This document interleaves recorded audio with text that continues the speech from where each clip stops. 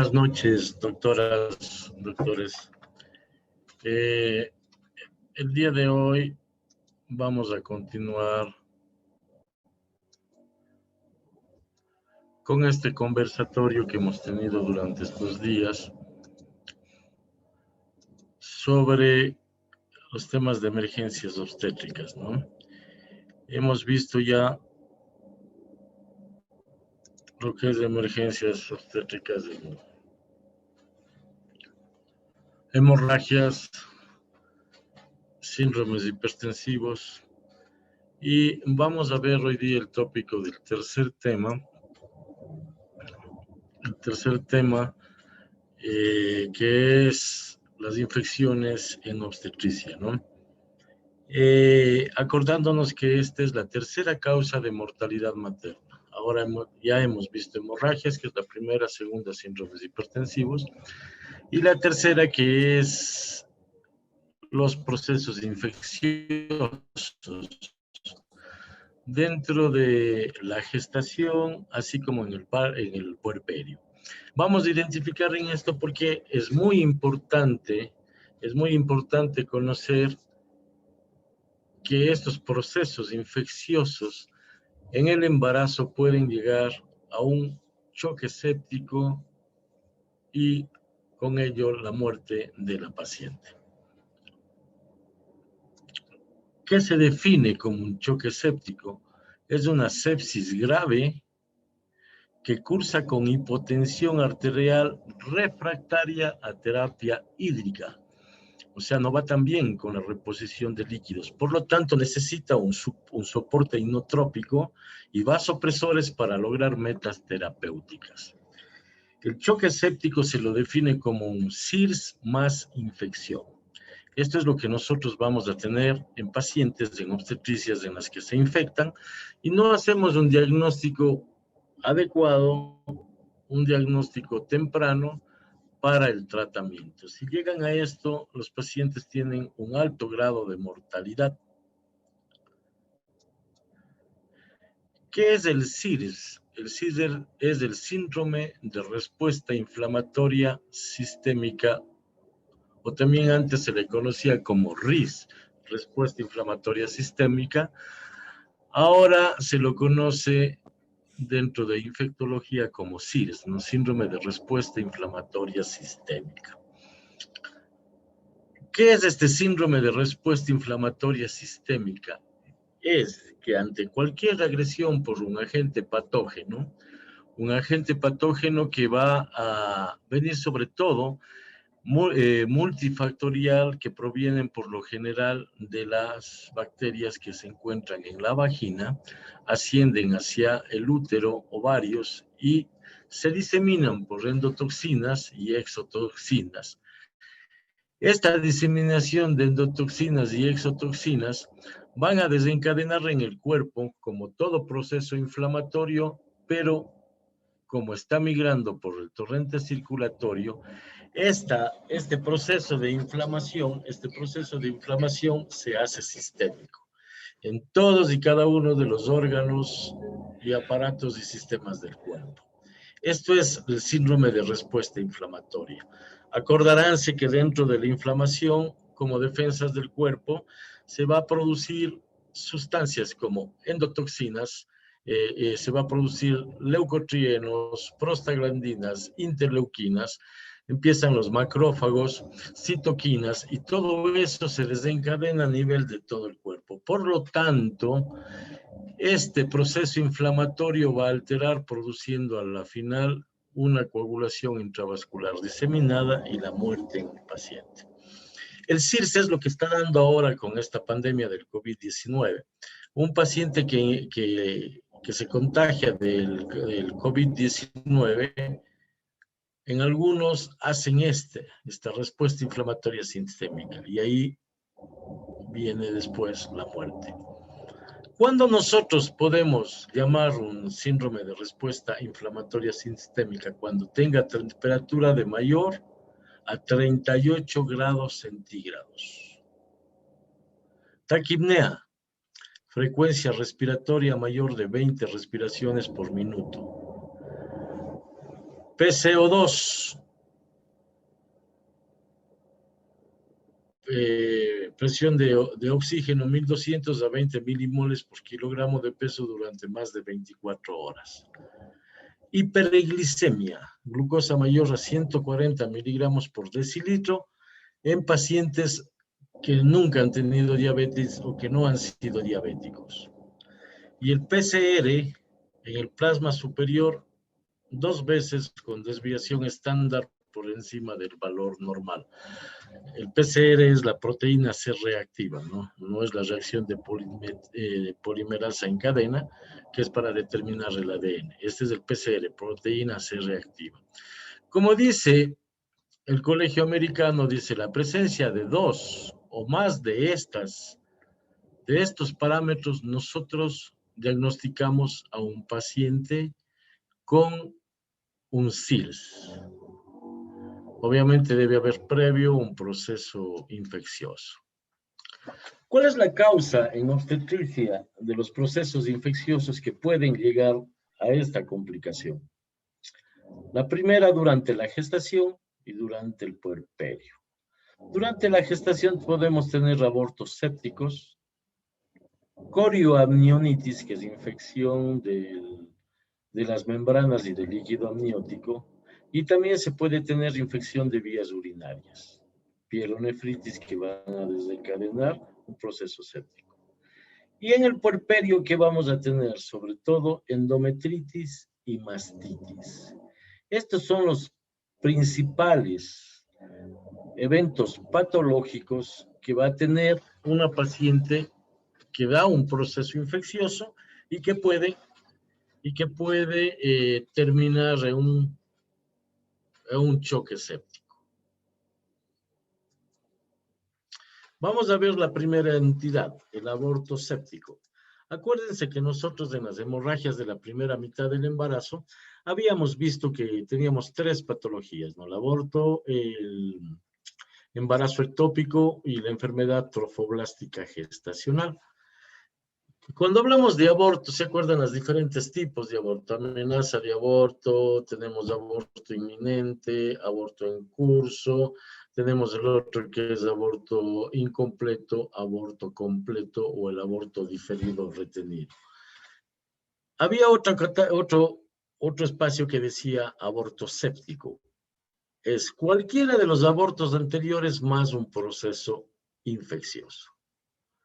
Entonces, es por eso que se le define como una patología abortiva que cursa con fiebre mayor a 37.6 grados centígrados y punto de partida infeccioso a nivel del útero.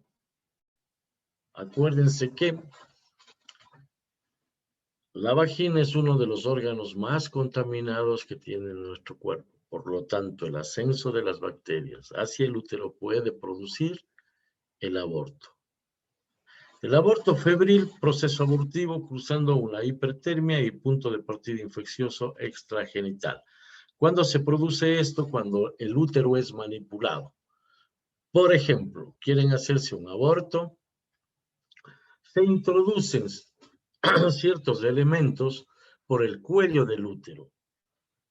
Se introducen tallos de ciertos vegetales como del perejil, para que con la idea laminaria también se ponen a nivel del cuello del útero.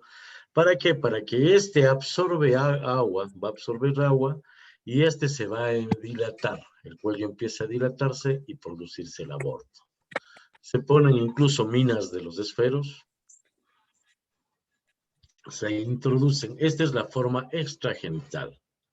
La incidencia del aborto séptico es del 28% de todos los abortos. Imagínense la gran cantidad de abortos sépticos que vamos a tener. Y muchos de estos, si no son tratados en una forma eficaz, en una forma temprana, estos abortos van a avanzar al choque séptico o el choque por endotoxinas con la muerte de la paciente. Aquí tenemos, por ejemplo, en este dibujo, aquí tenemos en rojo el útero y aquí tenemos que están introduciéndole un elemento extraño en el útero. ¿Para qué? Para abrir el cuello del útero y de esta forma que se produzca el aborto. Factores extraños que dicen para esto. Colocación de sondas intracavitarias, ya pueden ponerse una sonda Foley dentro. Introducción de astillas de madera, alambres, instilaciones intraamnióticas de sustancias hipertónicas, pueden pasar una sonda Foley y ahí introducir solución salina, por ejemplo. Instilaciones dentro de soluciones jabonosas, cualquier tipo de detergente. O también puede ser el uso de fármacos, ¿no? Acuérdense que tenemos aquí el misoprostol, que nosotros podemos poner dentro en el cuello del útero y este va a desencadenar la dilatación del cuello del útero. Todas estas razones, todos estos elementos que se introducen dentro del cuello del útero es para una sola circunstancia: producir la dilatación del cuello uterino y que se venga el aborto. Obviamente estos tipos de, no digamos tratamientos, sino estos tipos de maniobras que se hacen en el útero para provocar el aborto, se lo hace en forma clandestina la mayoría de veces. Además de esto, vamos a conllevar que son hechos en lugares no aptos, no lugares asépticos, en consultorios, y muchas veces que condiciones no son condiciones ideales para manipular una cavidad dentro de la economía humana. Por lo tanto, a más de eso, que se produce esto de aquí, tenemos la contaminación que nosotros podemos ingresar. Antes se utilizaba, en la actualidad no se ha visto en algún tiempo, pero antes utilizaban el tallo del perejil. Este se hidrataba y dilataba el cuello. Pero ¿qué es lo que pasaba? En el perejil existe una bacteria que se llama el Clostridium perfringens. Este Clostridium perfringens producía una invasión dentro del útero y producía un daño tan severo y era tan agresivo esta bacteria, este Clostridium, que ¿qué es lo que hacía? Lo primero, producía necrosis a nivel del cuello. Nosotros se ha observado y he visto unas 2 o 3 veces estos casos que se introducía el espéculo, se abría las válvulas del espéculo y se veía el cuello del útero que se ponía necrótico, se ponía negro. El único tratamiento era hacer una histerectomía de urgencia. Si no se hacía esta histerectomía de urgencia, con las endotoxinas del Clostridium empezaban a migrar por el torrente circulatorio y daba un CIRS, un choque, y conllevaba a la muerte de la paciente. Era impresionante, esto era casi una urgencia quirúrgica por la utilización de esto.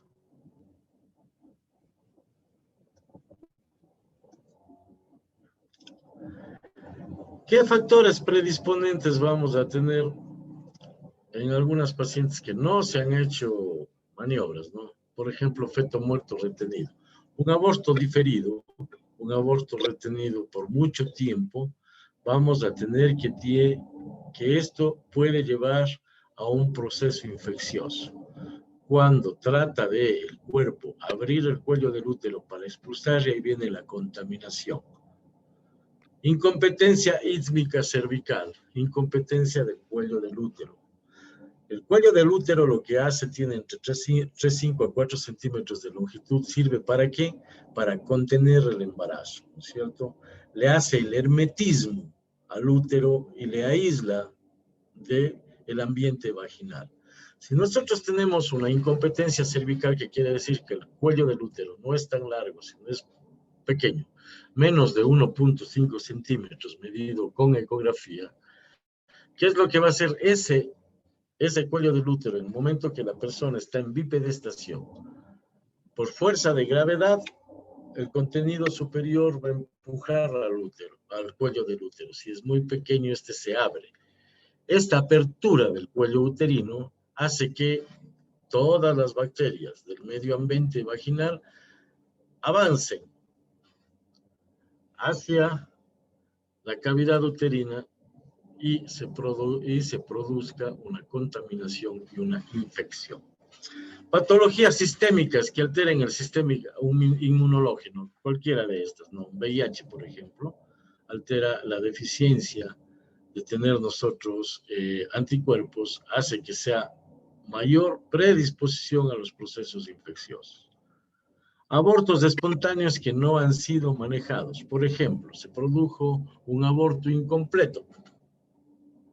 Expulsó partes y se quedaron restos de la gestación dentro del útero. Se quedaron ahí y la paciente no acude a un centro médico. ¿Y qué va a pasar con esto? Esto, como el cuello está abierto, solución de continuidad, restos que quedaron dentro del útero empiezan a degenerarse, a necrosarse. Con las bacterias existe una contaminación y una infección. La etiología de estas, ¿cuáles son las bacterias? Como yo les decía, estas bacterias son, o esta infección es multifactorial, ¿no? Tenemos gram positivos aerobios, como el estreptococo, el estafilococo, el enterococo.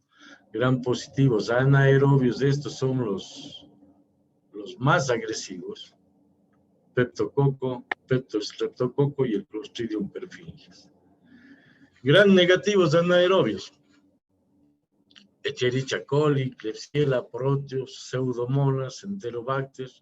Gram negativos anaerobios, los bacteroides. Por lo tanto, como ven ustedes, no es solamente una bacteria que va a producir el proceso infeccioso en obstetricia, sino que son varias bacterias. ¿Por qué? Porque la mayoría de estas bacterias se encuentran como flora saprófita en la vagina. Y estas son las que van a ascender y a contaminar. La vía de entrada de estas bacterias por lo general es una entrada ascendente, o sea, de la vagina llega al cuello del útero y a la cavidad uterina. Aquí está cavidad uterina, tejido corial, que es lo que es el trofoblasto y va a ser la placenta, y produce la infección. La infección va a ser de la placenta, cordón umbilical y feto. Y si es que todavía se encuentra líquido amniótico del líquido amniótico, produciendo lo que llamamos una corioamnionitis. Y esta corioamnionitis después tiene una contaminación por continuidad. Estas bacterias de la vagina ascienden por vía linfática y por vía hemática. El problema es que no solamente se va a localizar a nivel genital, a nivel de los órganos genitales internos. El problema es que esto se va a diseminar por el torrente circulatorio hacia todo el cuerpo, y ahí viene el proceso del choque.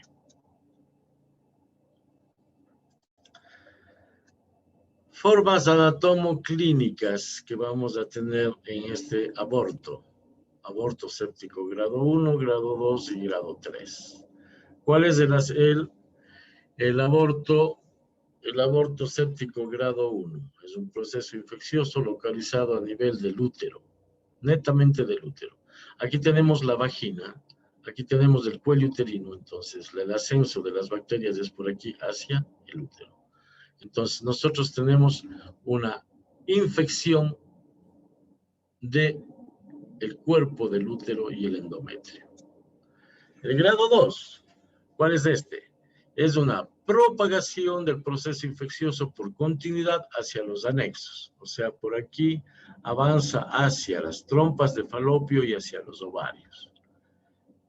Esto de aquí se llama anexitis. Continuidad. O por vía linfática, la infección que está aquí, acuérdense que la vía linfática es la que se encuentra, son vasos sanguíneos fenestrados que se encuentran en la pared de la musculatura uterina. ¿Y qué es lo que va a absorber o qué va a ingresar ahí? Va a ingresar detritos celulares, líquido extravascular y extracelular que se queda en la cavidad, y cuerpos extraños que son las bacterias. Entonces, estas van a ingresar por vía linfática y lo primero que van a infectar son los parametrios o los ligamentos que se encuentran suspensorios del útero, dando lo que es una parametritis. Esto es el grado 2 de un aborto séptico. El grado 3, ¿cuál es este? Es el proceso infeccioso que se disemina más allá de la pelvis, ocasionando peritonitis, septicemia, shock séptico, insuficiencia respiratoria aguda, coagulación intravascular diseminada, tromboflebitis pélvica y embolias a distancia. Esto por lo general se producen por abortos provocados con soluciones jabonosas y el agente por lo general es el Clostridium o cualquiera de los que vimos hace un momento. Entonces, si nosotros regresamos en la diapositiva anterior, miren, puede pasar de la trompa de falopio y caer el proceso infeccioso en la cavidad, por eso da una peritonitis o una pelviperitonitis que se llama. Entonces, obviamente aquí tenemos ya una catástrofe, ¿no? Está infectado todo el cuerpo.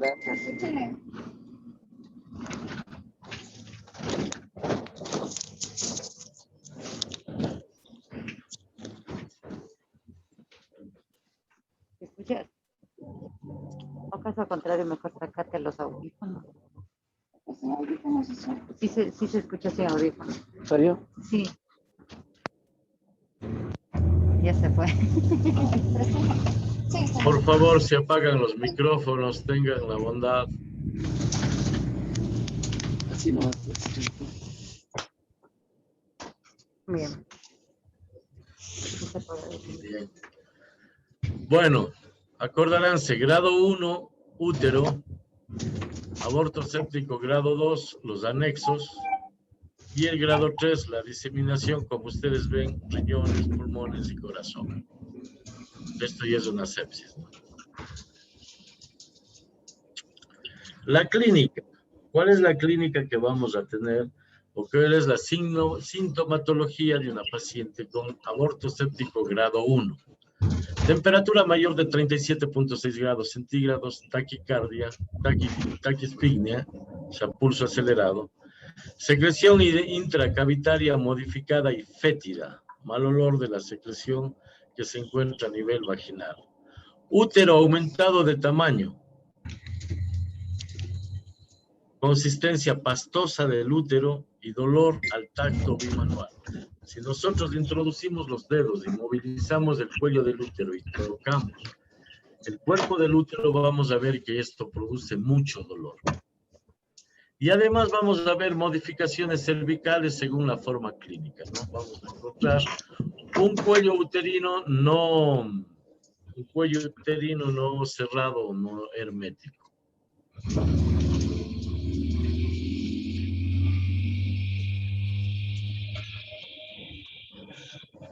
La clínica del aborto séptico grado 2, igual dolor a la movilización del cuello uterino y al tacto bimanual en ambos sacos laterales, sobre todo buscando los anexos. Cuando nosotros introducimos los dedos, tocamos hacia los lados del útero, vamos a tocar los anexos. Y si estos anexos se encuentran con proceso infeccioso,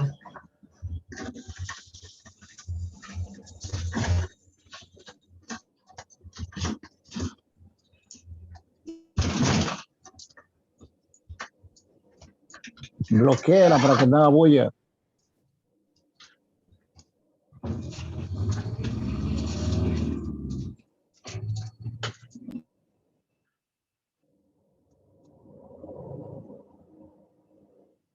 ya, grado 2, movilización a nivel de los anexos, a nivel de los sacos laterales.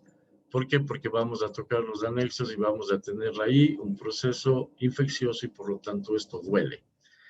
Pueden evolucionar a qué? Abscesos tubo-ováricos que se llaman. Son abscesos que se encuentran entre la trompa de falopio y el ovario. O si no, abscesos a nivel del fondo de saco de Douglas. Acuérdense, el fondo de saco de Douglas es la cavidad virtual que queda entre el útero y el recto.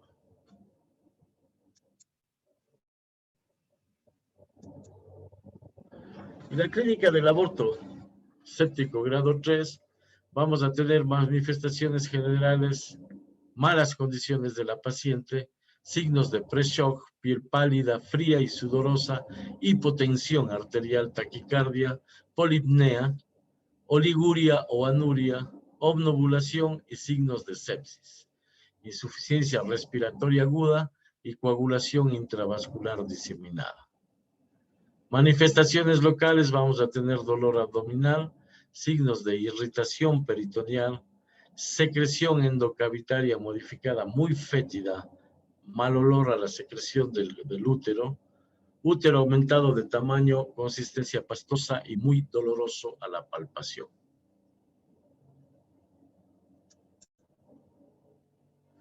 ¿Qué es lo que vamos a hacer frente a un aborto séptico? En primer lugar, vamos a hacer el diagnóstico. El diagnóstico lo hacemos como toda patología dentro de la medicina, ¿en base a qué? A la anamnesis y al examen físico. La anamnesis y el examen físico va a determinar el diagnóstico siendo una patología de un aborto séptico grado 1, grado 2 o grado 3. ¿Qué es lo que hacemos a una paciente en este estado? Hospitalizamos a la paciente, dieta 0 y reposo. ¿Por qué? Porque puede tener la posibilidad de ingresar al quirófano. Hidratación. Acuérdense que, ¿qué es lo que hace? O sea, ¿qué es lo que determina el shock o el choque? Todo este proceso inflamatorio va a producir ciertas sustancias a nivel del endotelio vascular para que éste vaya a producir un colapso de la resistencia periférica. ¿Qué quiere decir eso? Vasodilatación de todas las arteriolas del cuerpo. Y como habíamos visto y les dije yo en las clases anteriores, que esta dilatación de estas arterias es tan grande porque si nosotros estiramos de una superficie plana todas las arteriolas, nos va a cubrir 70 kilómetros cuadrados. Entonces, todo el contenido de líquido se encuentra en estas arteriolas dilatadas. Por lo tanto, ¿qué es lo que voy a tener yo? Una disminución de la precarga. Si yo tengo disminución de la precarga, voy a tener una disminución del gasto cardíaco. Y si tengo una disminución del gasto cardíaco, la paciente se va a hipotensar. Entonces, ¿qué es lo que tengo que hacer yo? Mejorar con hidratación. Se puede manejar según el protocolo de normas del ministerio, casi igual que un shock hipovolémico, ¿no? Líquidos en solución glucosada o solución salina. ¿Qué más vamos a hacer? La utilización de oxitocina, 20 unidades internacionales en el suelo, y pasar, como dice aquí, a 28 gotas por minuto. ¿Para qué? Para que la oxitocina haga el efecto de contracción del útero. ¿Para qué? Para que toda esa secreción empiece a salir hacia el exterior, hacia la vagina. Obviamente que vamos a utilizar antibiótico terapia. Antibiótico-terapia de acuerdo al tipo del que nosotros estamos sospechando. Por lo general, la antibiótico-terapia se utiliza en combinada, ¿no? Para tratar gram positivos y gram negativos. Los gram negativos son los más agresivos en esto. Hemoderivados si es que es necesario, ¿no? Y examen como una ecografía pélvica para ver si es que nosotros encontramos líquido en la cavidad abdominal, que puede ser ya un proceso de una peritonitis, o si es que encontramos abscesos a nivel de los ovarios o de las trompas de falopio.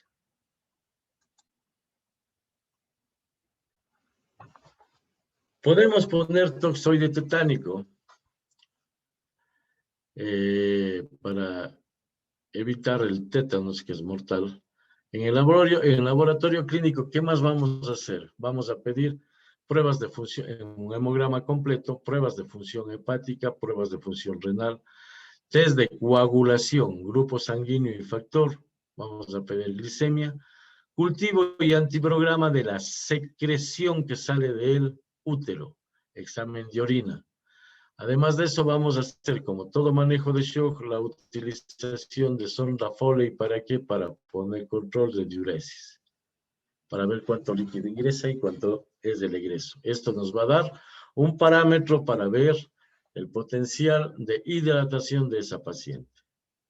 Y eliminación del foco séptico, dependiendo del caso, legrado o histerectomía. Cuando es urgencia, como yo les decía hace un momento, en el Clostridium perfringens vamos a terminar con una histerectomía. O si no, podemos hacer un legrado, pero tengan cuidado con esto, porque para realizar un legrado es necesario tener un techo antibiótico de base. Este techo antibiótico va a ser mínimo 72 horas con antibióticos, cualquiera que estén utilizando. En el aborto séptico grado 1 y grado 2, medidas generales, antibiótico terapia doble, como les decía, evacuación del foco séptimo. Grado 1, vaciamiento uterino. Grado 2, vaciamiento uterino. Y si es que existe drenaje del absceso. El protocolo de normas del Ministerio de Salud Pública en antibiótico terapia le dice una asociación que puede ser clindamicina y gentamicina. Clindagenta. La clindamicina tiene una avidez por los abscesos. Se ha visto que la clindamicina pasa incluso la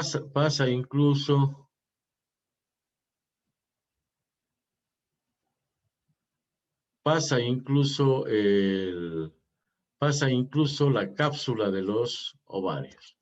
En antibiótico terapia grado 1 y 2, aminoglucósidos más antibióticos de amplio espectro, ¿no? Amikacina, gentamicina, clindamicina, metronidazol. Grado 3, aminoglucósido más ampicilina y sulfactante. Duración mínimo de tratamiento 7 a 10 días. Los signos clínicos de mal pronóstico: coma, hipotermia, hipotensión, hipertermia sostenida, bradicardia sostenida, distrés respiratorio, coagulación intravascular diseminada, insuficiencia respiratoria y el shock séptico. Con eso hemos visto una de las primeras complicaciones, que es el aborto séptico.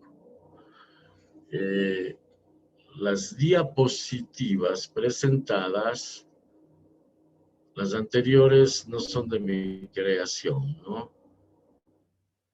Desde aquí empezamos la segunda patología, que es la corioamnionitis. ¿Qué es la corioamnionitis?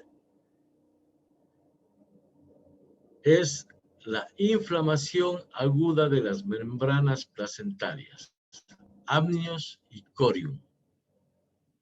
Inflamación aguda de las membranas placentarias, amnio y corium. ¿Esto qué quiere decir? Cuando se produce un proceso infeccioso después de las 20 semanas.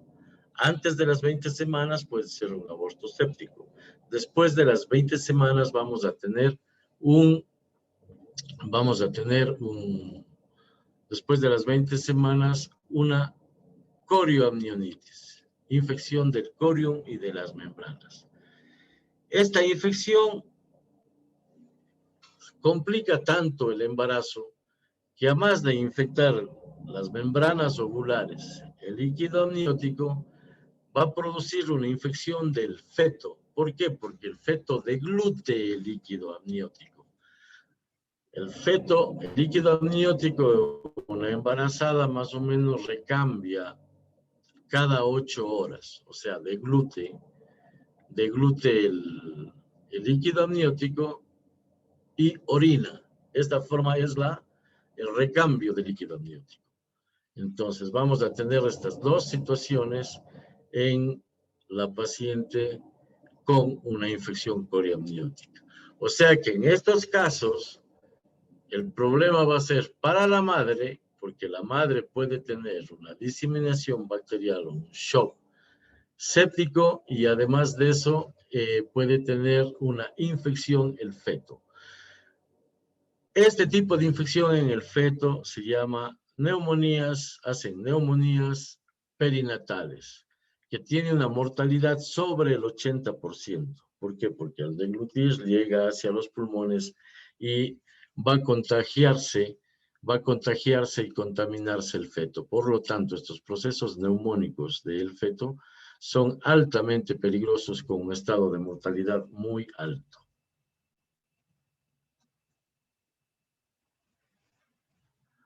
¿Qué podemos hacer para determinar el diagnóstico? Esto difiere mucho, ¿no? Difiere mucho de la escuela y en dónde se estén manejando estos procesos. Nosotros, en donde me formé yo, a los pacientes que venían con una sospecha de coriomionitis, vamos a tener cultivo positivo para el líquido amniótico. ¿Qué es eso? Realizar una amniocentesis. ¿Qué es la amniocentesis? Vía ecográfica, nosotros tomamos una aguja, un espinocan, ese que utilizan los anestesiólogos para poner la anestesia conductiva, la raquidia o la peridural. Pinchamos el abdomen de la madre, se introduce, se llega al útero, se pincha el útero y se llega al líquido amniótico. Absorbemos con una jeringa el líquido amniótico y eso mandamos a hacer un examen citoquímico y un bacteriológico y un cultivo para ver si es que existe infección a nivel de la cavidad amniótica. ¿Qué más se puede infectar? La coriomionitis es una infección ovular clínica. ¿Cuál es esta? La que ya tenemos sintomatologías claras de un proceso infeccioso, ¿no? De una infección intraamniótica que ya vamos a ver cuáles son de estas. El 1 al 2% de los embarazos presentan corioamnionitis. El 1 al 2% es alto. El 50% en embarazos menores a 26 semanas. El pronóstico es malo. 26 semanas es que nosotros decidimos interrumpir y sacar el feto o el embrión, va a ser un feto que tiene un pronóstico muy malo. Primero por la prematurez extrema y segundo por el proceso infeccioso.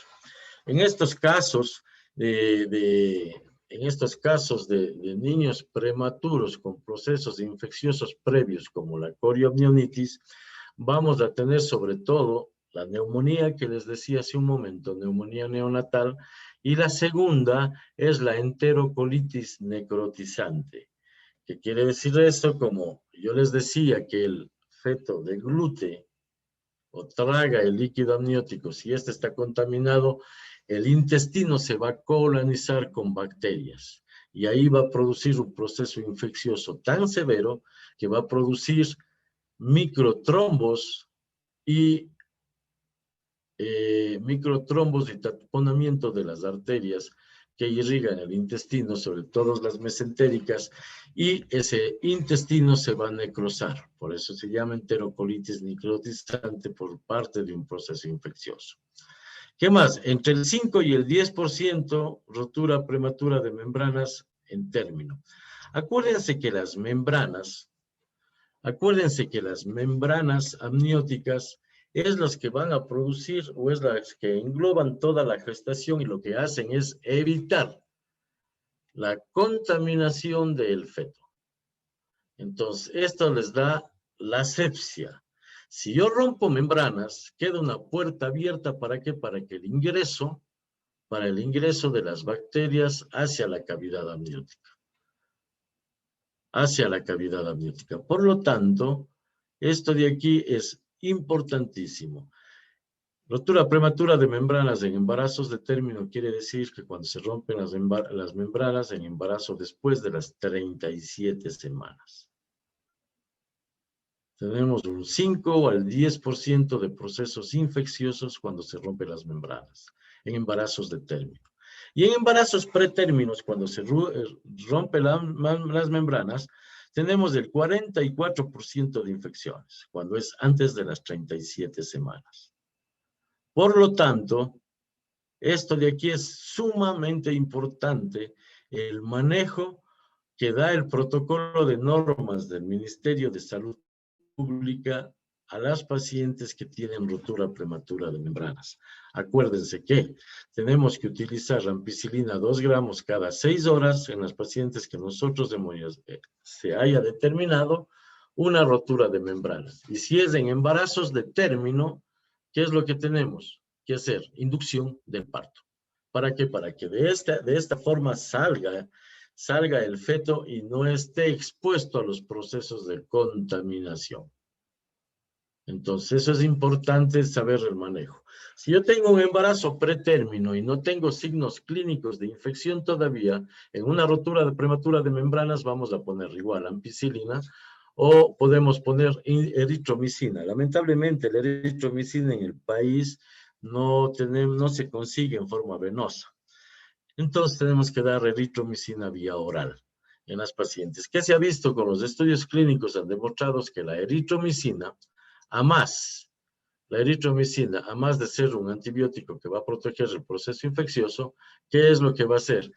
Prolonga el periodo de latencia entre la rotura de membranas. El periodo de latencia es entre la rotura de membranas y el inicio de las contracciones uterinas. Entonces, si nosotros tomamos un periodo de latencia, prolongamos este periodo de latencia más la antibiótico terapia, vamos a tener la posibilidad de maduración pulmonar fetal con corticoides. Eso va a ser, por eso es necesario manejar los protocolos y normas de acuerdo a cada una de las especificaciones. ¿Qué factores predisponentes tenemos para esta infección coriomiótica o la coriomielitis? Pacientes que pueden tener deficiencia de zinc, aumento del pH vaginal. Acuérdense que cuando sube el pH vaginal, crecen bacterias que están en forma saprófita. Por eso la utilización de estos lavados vaginales con vinagre, por ejemplo, por vinagre, van a aumentar los procesos infecciosos. La acidificación o hacerle que un pH se ponga básico va a alterar la homeostasis vaginal, y al alterar la homeostasis vaginal, ¿qué es lo que voy a llevar? Al desarrollo y el crecimiento de bacterias. Estas que eran saprófitas se van a tornar patógenas. Ausencia de moco cervical, coito cerca del término del embarazo. En esto hay cierta controversia, ¿no?, entre diferentes escuelas, igual escuelas de manejo obstétrico, porque dicen que el coito durante el embarazo y sobre todo cuando el cuello empieza ya a abrirse, el efecto de los espermatozoides con movilización pueden arrastrar bacterias hacia el interior de la cavidad uterina, sobre todo bacterias que no tienen movimiento, ¿no? Entonces pueden ser el vehículo de ingreso de estas bacterias con los espermatozoides hacia la cavidad uterina. Entonces, por eso que no es aconsejable el coito cuando está ya cerca del término del embarazo.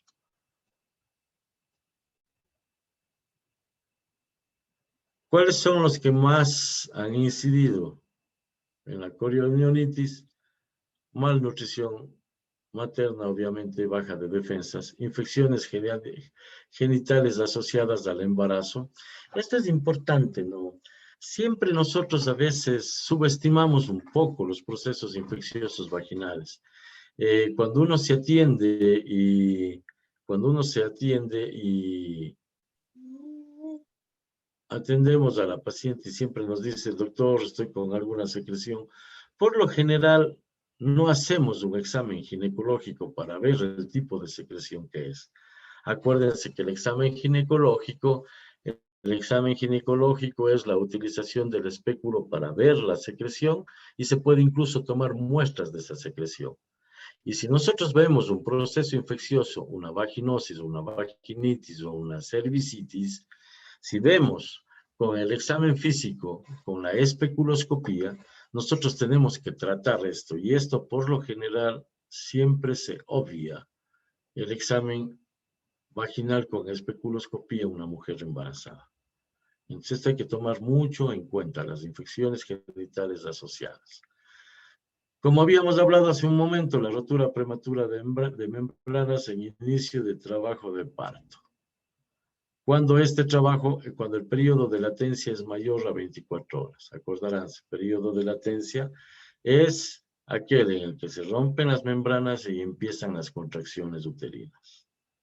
Si es que yo tengo a una paciente con un embarazo de 37 semanas y viene con rotura prematura de membranas, dice, doctor, se me rompió la fuente hace 3 horas, inmediatamente yo tengo que producir una inducción del trabajo de parto más la ampicilina. No tenemos, mientras más tiempo pasa este periodo de latencia, mayor probabilidad tengo de infección coriamniótica. Otra cosa que tenemos que hacer, evitar es esto de aquí, el politacto. Normalmente en un embarazo, en un trabajo de parto, la Organización Mundial de la Salud dice que se deberían hacer solamente 3 tactos durante todo el trabajo de parto. 3 tactos durante todo el trabajo de parto. Pero, sobre todo en los hospitales que son docentes, esto ya no se lleva como 3 nada más. Primero, porque se hacen más tactos, y segundo, la persona que está en entrenamiento o en aprendizaje va a duplicar el parto, ¿cierto? Viene el médico residente o el médico tratante, hace un tacto, y la persona que está en entrenamiento, otro tacto. Entonces, ya cada vez que se valora a una paciente, vamos a tener 2 o hasta 3 tactos. ¿Esto qué es lo que hace? Igual, el efecto de la introducción por la vagina de los dedos lleva las bacterias hacia arriba. Y si está rota las membranas, obviamente eso ya no va a quedar solamente entre el cuello y la membrana, sino va a ingresar ya al supuesto ambiente aséptico que es el saco gestacional.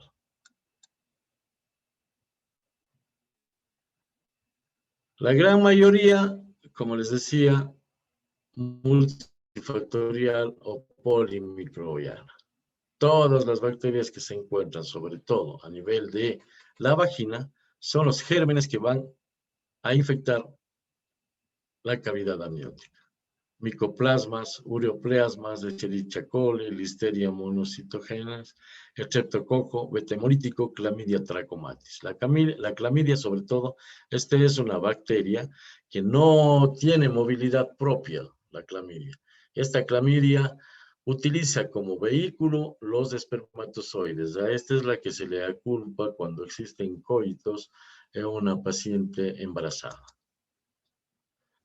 Las vías de contaminación que nosotros podemos tener son vía ascendente, por contigüidad, ¿no es cierto? Vía hematógena, por la sangre.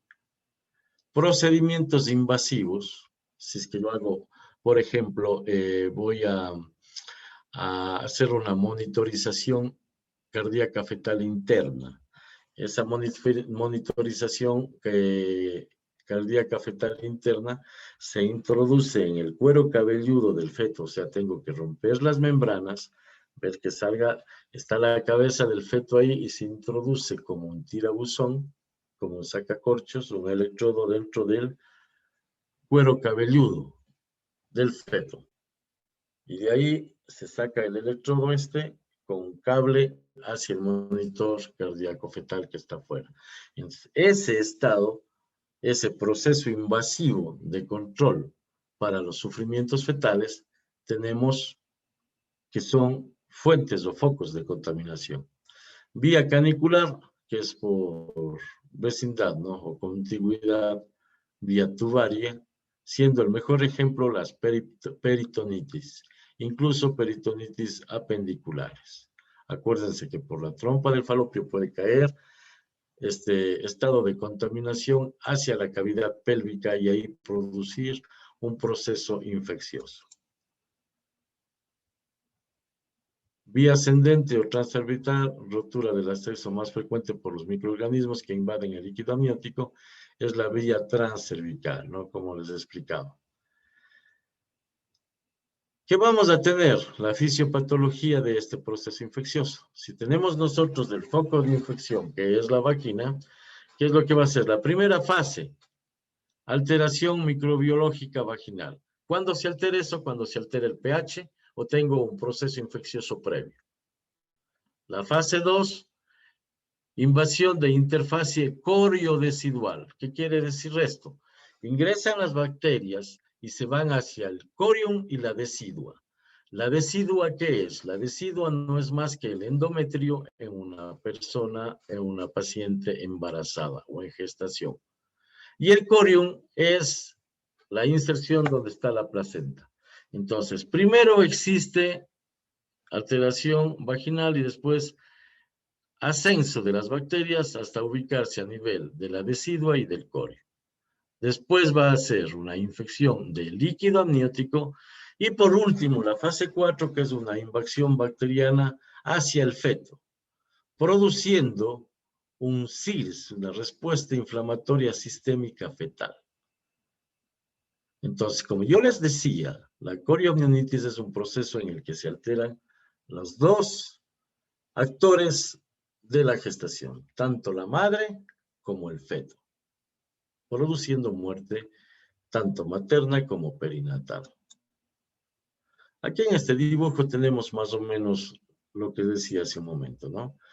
Aquí está la vagina y vamos a tener una alteración de este ambiente vaginal, de la homeostasis vaginal. Las bacterias que estaban ahí, por aumento de pH o disminución del pH, vamos a tener que estas bacterias pueden ascender hacia la cavidad. Y miren esto de aquí es la decidua, el endometrio de la mujer embarazada. Esto de aquí es el corium. Entonces puedo tener yo una infección transcervical que llega acá, invade la decidua, luego va a invadir el corium, luego el líquido que está simulando estos puntitos negros de los procesos infecciosos y la infección del feto en la fase 4 de esta fisiopatología, cuando es transcervical. También puede ser hematológica, ¿no es cierto? Que de la madre puedan pasar hacia el feto. Por aquí, en esta comunicación o en esta barrera útero-placentaria, hay ciertos virus, bacterias y parásitos que pasan. Y esto va a llevar a la infección fetal. Por eso nosotros pedimos en el control prenatal a las madres lo que es el estudio del TORCH, toxoplasmosis, rubiola, citomegalovirus y herpes simple. ¿Qué más puede pasar en la paciente? Puede pasar, por ejemplo, el treponema pallidus para la sífilis. ¿Y qué voy a contagiar? Al feto, vía hematógena directa. Y esta, como dice, transuterina, es más o menos lo que les explicaba hace un momento, en procesos infecciosos que pueden ser uno, para hacer una monitorización fetal interna, o lo otro, amniocentesis por A o B circunstancias. Por ejemplo, nosotros hacemos la amniocentesis en pacientes que son RH sensibilizadas, para sacar líquido amniótico y ver la cantidad de bilirrubinas que tiene este líquido. Entonces yo hice un procedimiento, si no lo hice con la asepsia necesaria y la asepsia oportuna, antes del pinchazo, yo puedo llevar bacterias desde la pared abdominal hacia el interior de la cavidad amniótica. Hay que tomar en cuenta que la cavidad amniótica es una cavidad aséptica, entonces yo puedo llevar bacterias desde afuera. Son las 3 vías de contaminación de la cavidad uterina o de la cavidad gestacional.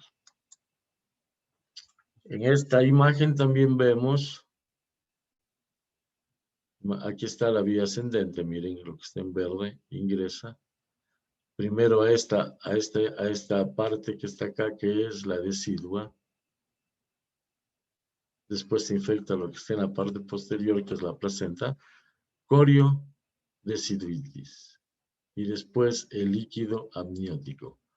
Y estos puntos verdes que se observa es para la deglución del líquido que deglute el feto y puede contagiarse ya el feto produciendo un CIRS a nivel fetal, síndrome de respuesta inflamatoria. Y obviamente este proceso infeccioso en la madre que puede caer hacia la cavidad abdominal va a darle una peritonitis y esta igual se va a diseminar las endotoxinas y exotoxinas por la sangre de la madre y vamos a tener que un proceso infeccioso generalizado de la madre que puede llevarnos al choque obstétrico. Es más o menos lo que vimos hace un momento, ¿no? Infección endometriótica, liberación de endotoxinas, que puede ser una infección. Primero empezamos con una infección ascendente, una infección hematógena, una infección retrógrada, una infección iatrogénica. En el caso de la colocación de este dispositivo en la cabeza, con el cuero cabelludo del útero o procesos de amniocentesis. Cualquiera de estas llega a la infección. Infección intraamniótica, liberación de endotoxinas bacterianas, que va a producir una sepsis materna y fetal, un CIRS materno y un FIRS que se llama, que es el mismo CIRS pero fetal. Aquí está la producción de interleuquina 6, 8 y 1. Tenemos factores de crecimientos tumorales, macrófagos que se activan y empieza toda esa gama de cambios que se van a producir, citoquinas, prostaglandinas, tromboxanos, y esto que va a dar contracciones uterinas por las prostaglandinas sobre todo, y puede producirse un parto prematuro. También que puede haber cambios en la estructura del cervix y en las membranas, rotura prematura de membranas por esto de aquí, de las interleuquinas. Acuérdense que se van a producir para la rotura de membranas de un proceso infeccioso, vamos a tener la activación de colagenasas que van a destruir el colágeno de las membranas amnióticas. ¿Qué más vamos a tener? Esto de las citoquinas proinflamatorias que terminan en lo mismo, ¿no? Desencadenan este famoso CIRS. Daño de la sustancia blanca, daño del pulmón. Vamos a tener en este paciente, puede dar una parálisis cerebral o una displasia a nivel cardíaco con la muerte tanto del feto o puede ser la muerte de la madre.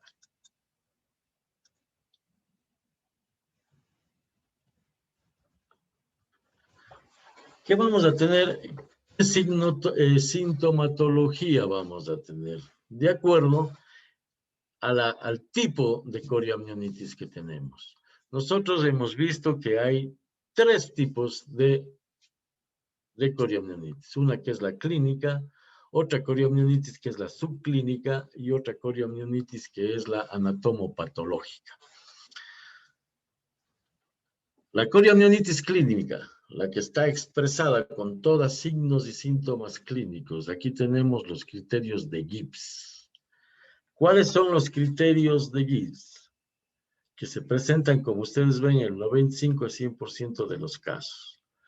Si es que yo tengo una paciente que presente estos dos de estos criterios que están acá, se considera una corioamnionitis clínica. Taquicardia materna.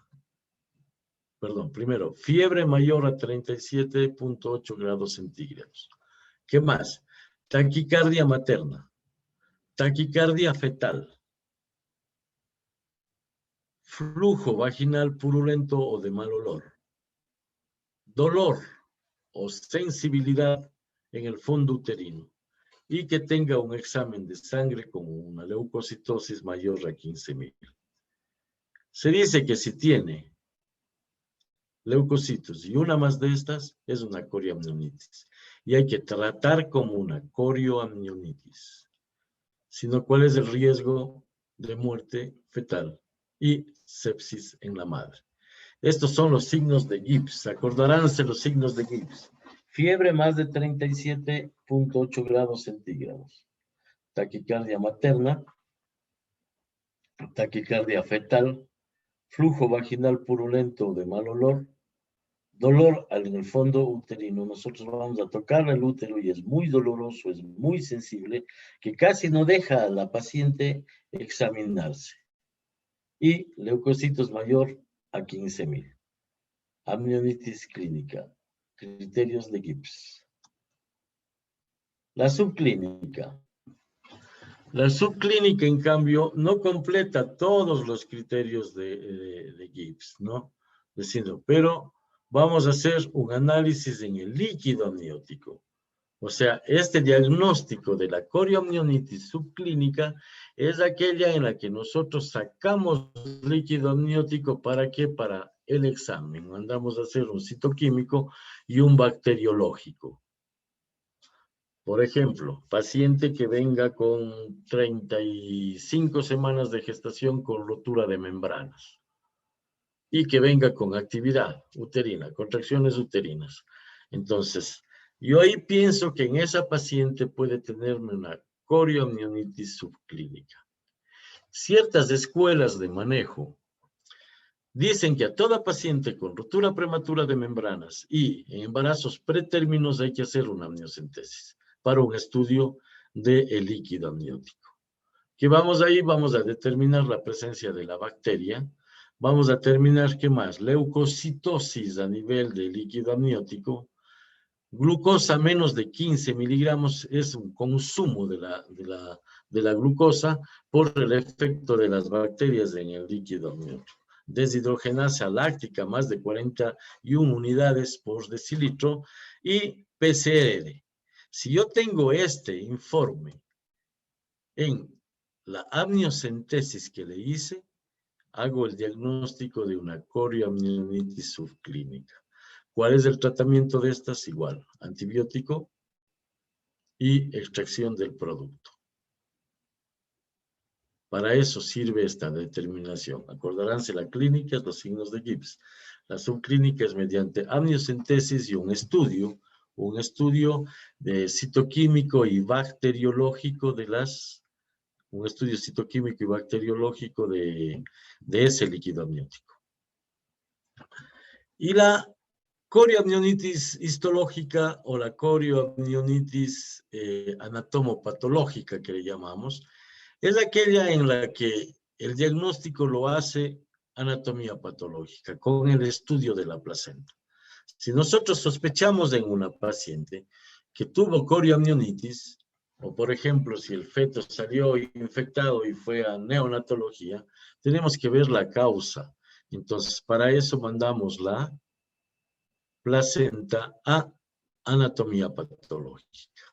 Aquí nos van a dar o a determinar anatomía patológica si hubo infección o no. ¿Cómo? Infiltrado en las membranas fetales por leucocitos polimorfos nucleares, placenta y membranas ovulares con leucocitos. El cordón umbilical, si el cordón umbilical se encuentra infectado, infiltración leucocitaria, vamos a tener esta infiltración tanto en las arterias del cordón umbilical como en la gelatina de Wharton. Este es muy específico, obviamente, y es lo último que vamos a tener, es muy específico el estudio anatomopatológico para dar la corioamnionitis. Esto de aquí, ¿para qué sirve? Para afectación fetal. Entonces, nosotros podemos, después de un parto que tuvo una rotura prematura de membranas, por ejemplo, si tuvo un parto y el feto se descompensa y va a neonatología. Ingresa en neonatología, le hacen examen y el feto infectado. En ese momento nosotros tenemos que hacer esto, mandar esos restos ovulares y la placenta anatomía patológica para que nos dé el diagnóstico histopatológico de corioamnionitis. Por lo tanto, como ven, existen tres formas de corioamnionitis. Clínica, con la sintomatología que presenta la paciente. Signos de Gibbs.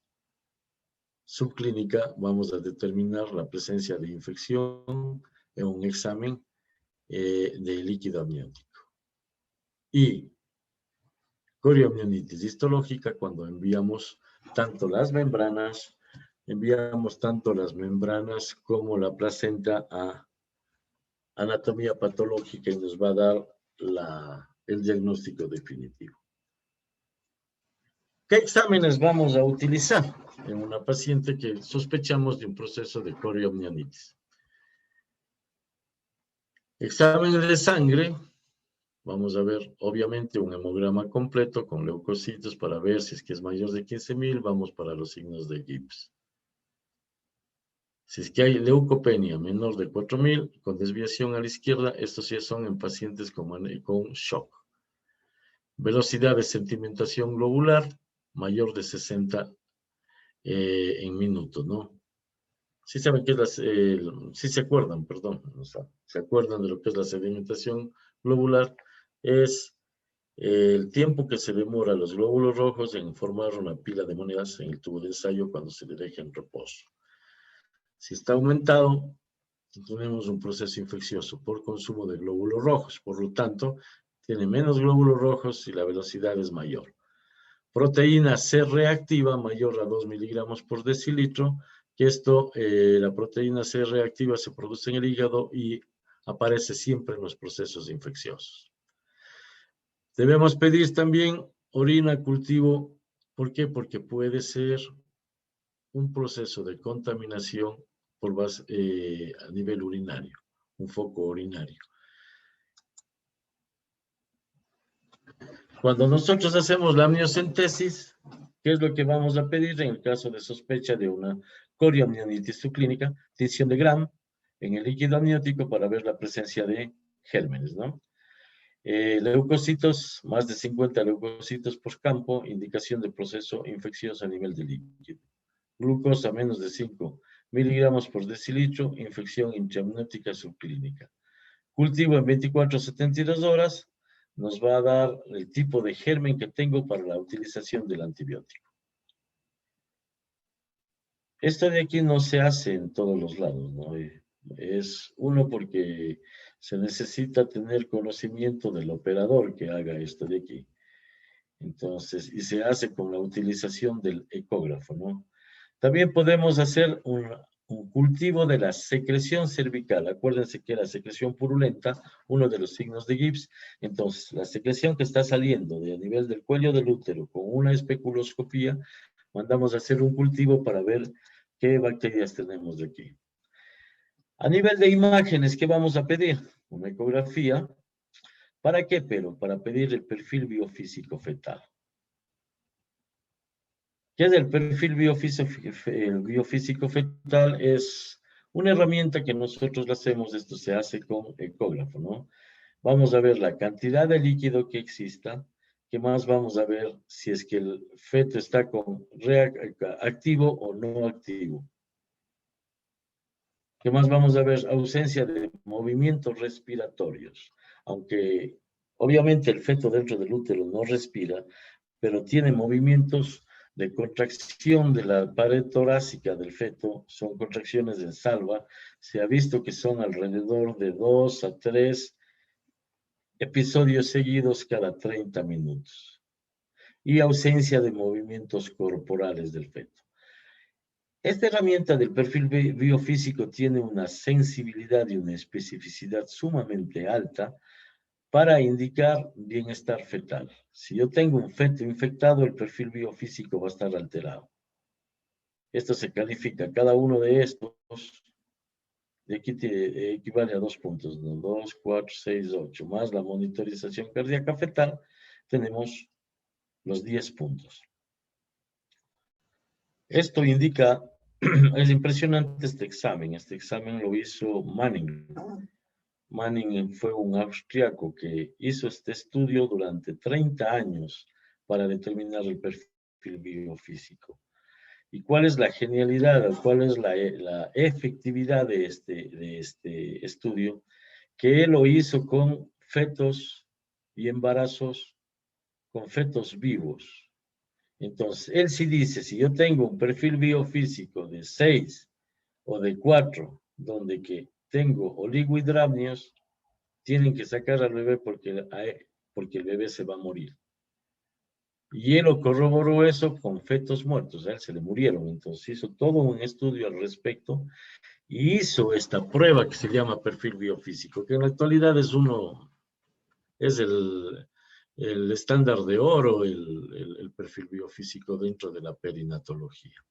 Entonces, ¿qué es lo que le pasa al feto? El feto que está infectado o el feto que está con un proceso infeccioso por una corioamnionitis porque hace un SIRS fetal, una respuesta inflamatoria sistémica del feto. El feto trata de evitar el consumo de glucosa y el consumo de oxígeno. Por lo tanto, el feto se hace inactivo. La primera forma de determinar un proceso infeccioso en el feto es falta de movimientos fetales. El feto deja de moverse. Cuando está infectado, deja de moverse. Entonces, nosotros incluso podemos darnos cuenta de que está infectado el feto porque una paciente que viene con ruptura prematura de membranas, por ejemplo, y ella dice, no siento mover al bebé. Ahí vamos a la ecografía, un perfil biofísico. Este es en lo cuanto obstétrico, la ecografía, ¿no? En cuanto al bienestar fetal. ¿Qué más podemos ver nosotros en la ecografía? Podemos ver líquido libre en cavidad si es que salió esta infección por las trompas de falopio. O zonas de abscesos.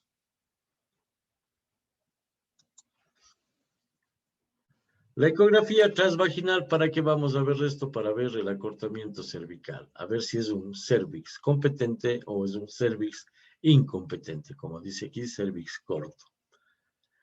¿Qué más podemos ver con la ecografía transvaginal? Es esto que se llama sludge, que en traducción es más o menos como basura, desperdicio, algo así. Esto nosotros vamos a ver en una paciente que está con proceso infeccioso. En el líquido amniótico vamos a ver estas imágenes blancas que se produce al movimiento del abdomen de la madre.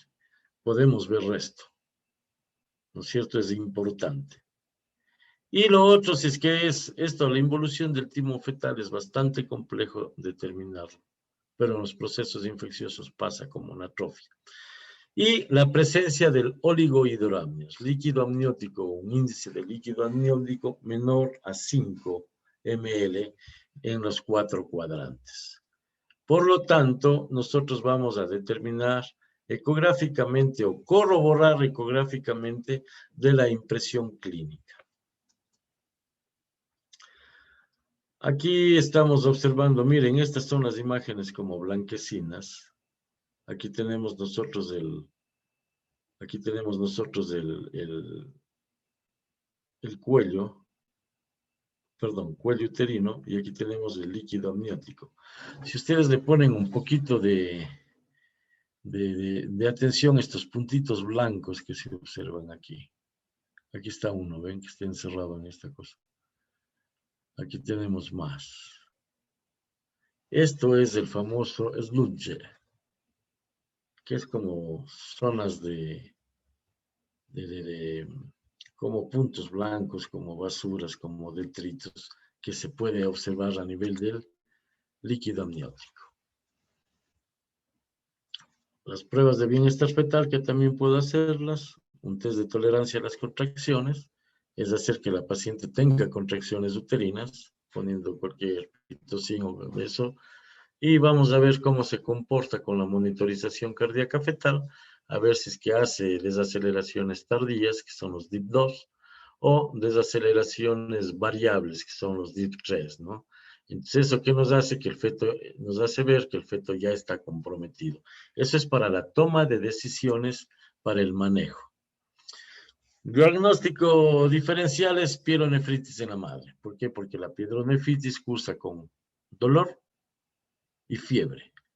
Pero esta vamos a descartar, ¿por qué? Porque va a tener un examen de orina alterado, ¿no es cierto? La madre. Infecciones vaginales, cualquier tipo de infección vaginal, pueden haber hasta abscesos a nivel de la vagina, u otras patologías febriles durante el embarazo. Por ejemplo, qué sé yo, un resfriado, una neumonía en la paciente. No son obstétricas, pero va a darnos un estado febril y un estado de malestar general en la paciente. ¿Qué complicaciones va a tener la madre en los casos de corioamnionitis? atonía uterina, en el momento del parto, la contracción del útero no va a ser buena. ¿Por qué? Porque se encuentra infiltrado de bacterias a nivel de la musculatura lisa del útero. Entonces, este no se va a contraer y no va a ser el globo de seguridad de pinar, y no va a formarse las ligaduras vivas de pinar. ¿Qué otra cosa vamos a tener? Abscesos pelvianos. Abscesos pelvianos. ¿Qué más vamos a tener? Tromboflebitis pelviana séptica, trombos que se producen por el proceso infeccioso. Endometritis puerperal, que es ya después del parto. Sepsis y lo más grave, el shock séptico, que le va a producir la muerte a la paciente. Acuérdense, si es que llega al CIRS, una paciente es bastante complejo que salga. Muerte perinatal o precoz a nivel del feto, las complicaciones, ¿no? Muerte perinatal precoz. ¿Por qué vamos a tener muerte precoz? Sobre todo con la neumonía neonatal, sepsis neonatal, SIRS fetal, asfixia, neumonías, hemorragias intraventriculares a nivel del cerebro fetal, leucomalacia periventricular, crecimiento del corazón, le da como una especie de cardiopatía dilatada por un proceso, una miocardiopatía dilatada por el proceso infeccioso. Y a largo plazo puede tener una paciente infectada, darle una parálisis cerebral infantil. Además de la displasia broncopulmonar, pero esta displasia broncopulmonar por lo general no es por el proceso infeccioso, sino se da en casos de rotura prematura de membranas de larga data, ¿no? No tiene espacio para que los pulmones o el tórax de ese feto pueda desarrollarse dentro de la cavidad intraútera en la gestación.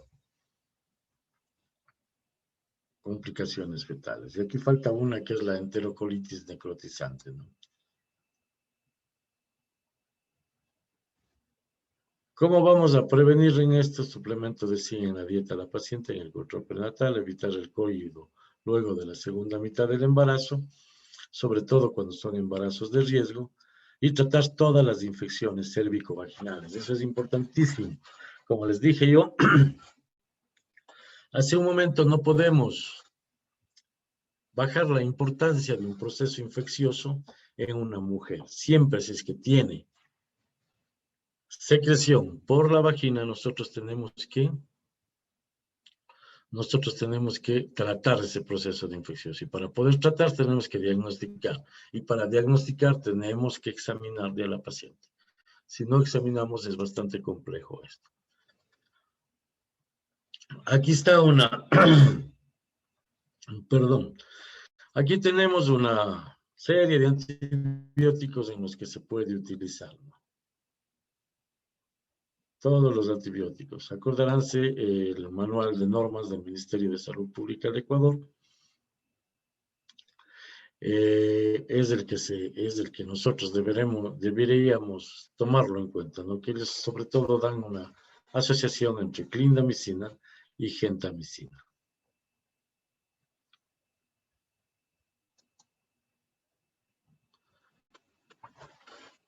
Aquí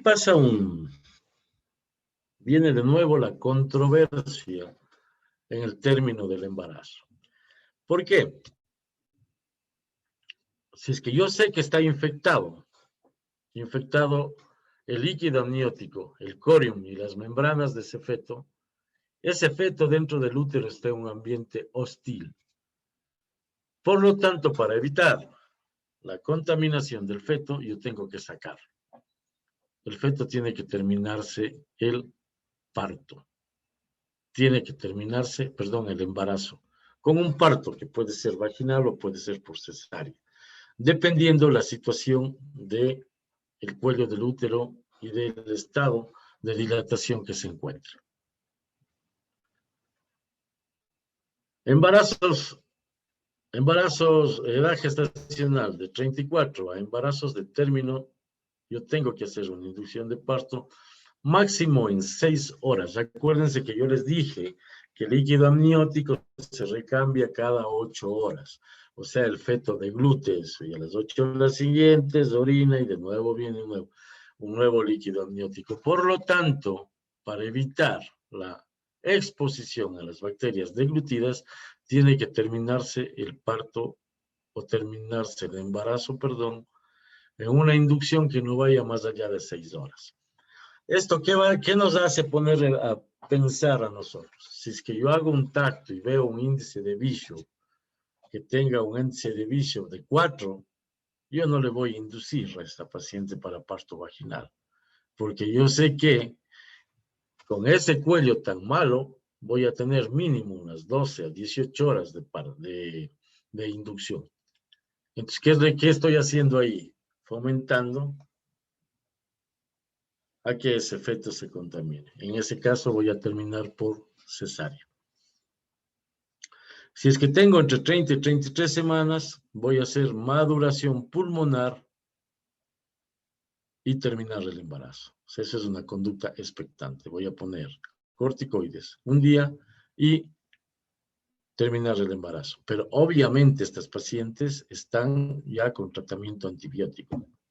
Si yo sé que es una corioamnionitis, estoy sospechando una corioamnionitis subclínica o una rotura prematura de algunas horas, algunos días, entonces, ¿qué es lo que voy a hacer? Tratamiento antibiótico y tener una conducta expectante por la prematurez. Si es de entre 25 semanas y 30 semanas, obviamente aquí vamos a madurar y producir el parto. Tomando en cuenta que viene ahí una decisión. ¿De qué va a ser la decisión? Si es que es una corioamnionitis clínica, termino en parto. Si es que es una subclínica, puedo yo manejarlo para conducta expectante, con antibióticos, obviamente. Y también esto se espera o no, dependiendo de la complejidad que tenga en mi servicio del manejo de neonatología. Son ya prematuros extremos, más infectados, es bastante complejo que salga. Y si es que es un embarazo menor a 24 semanas, obviamente un parto con el pronóstico bastante malo. Y aquí utilizamos el parto ¿para qué? Para evitar la contaminación y la sepsis de la madre. Entonces eso más o menos es el espectro, ¿no? Entonces hay que tomar en cuenta que en los procesos infecciosos con una corioamnionitis tenemos 1, el manejo con antibiótico terapia y 2, la terminación del embarazo. Hay que terminar el embarazo. Nosotros no podemos tener un niño infectado dentro del útero de la madre. Como dice aquí, corioamnionitis, culminar la gestación luego de la estabilización hemodinámica de la paciente. Acuérdense, si está con shock, yo tengo que estabilizarle primero, no puedo entrarle así, la paciente inestable al quirófano hace terminar el embarazo. En sepsis, culminar la gestación después de administrar la primera dosis de antibióticos. Siempre hay que tener una media de antibiótico a nivel de la sangre. Si todo nos fue bien, salió el niño y tanta cosa, ¿cuánto vamos a dar? ¿Cuándo vamos a dar el alta? ¿Qué criterios tengo yo?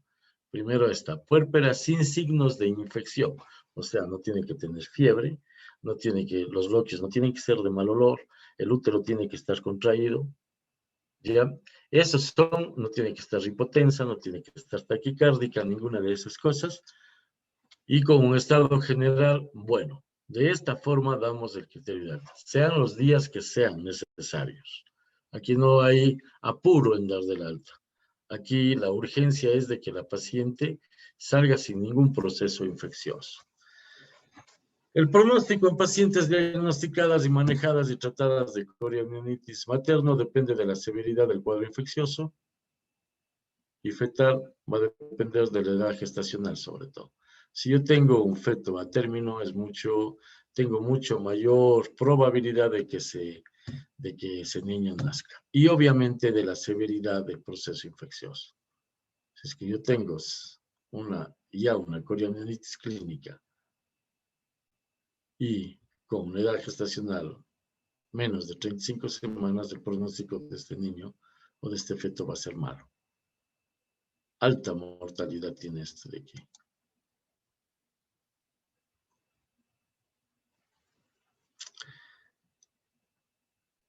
Esto es más o menos para que se den cuenta de lo que nosotros podemos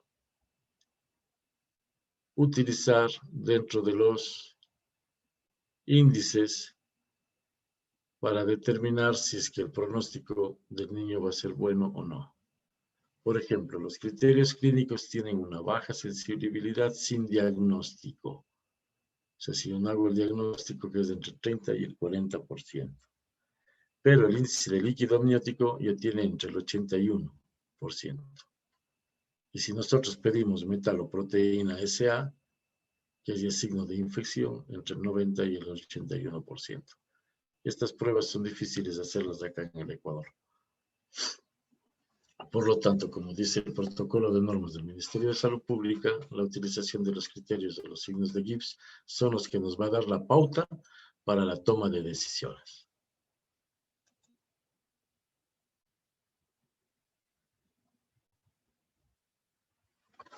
Esto de aquí es bastante complejo también, pero se lo está utilizando sobre todo en las unidades de perinatología, que son los métodos ecográficos relacionados con el CIRS fetal.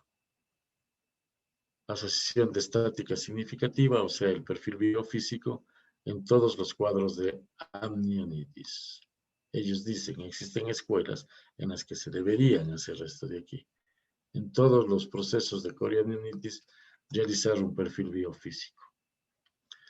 Acortamiento, el SLUYE, involución del timo, oligohidramnio son cosas que nos hacen pensar a nosotros para la utilización del sistema ecográfico, ¿no?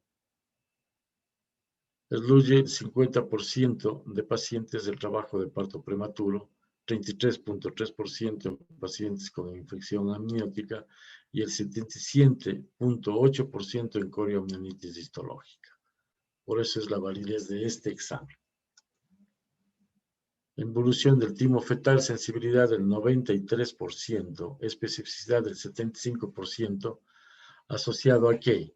A CIRS fetal y a infección del cordón umbilical, sino que este examen es bastante complejo hacerlo. Perfil biofísico, 93.7% asociado a infección. Disminución de movimientos respiratorios, tiene una sensibilidad del 91% y una especificidad del 64%. Son todas las pruebas de bienestar fetal, ¿no? El Doppler de arteria umbilical que se está utilizando en la actualidad, todavía no es posible detectar invasión microgliana del líquido amniótico con Doppler. ¿Qué es lo que se puede ver? Discriminar el resultado neonatal adverso en pacientes con rotura prematura de membranas y embarazo pretérmino. El Doppler para un proceso infeccioso no se ha encontrado todavía una validez. Exámenes más que existen como la estereasa leucocitaria, que es un producto de los leucocitos de los polimorfos nucleares, que vamos a ver 91 al 84%, valor predictivo positivo del 95 y un valor predictivo negativo del 74. Sensibilidad y especificidad 91 y 84%. La interleuquina 6 en valores de 2.6 nanogramos por mililitro tiene un 100% de sensibilidad y un 83% de especificidad. Este es el examen el mejor que se encuentra en la actualidad. Bien, doctoras y doctores, por lo general,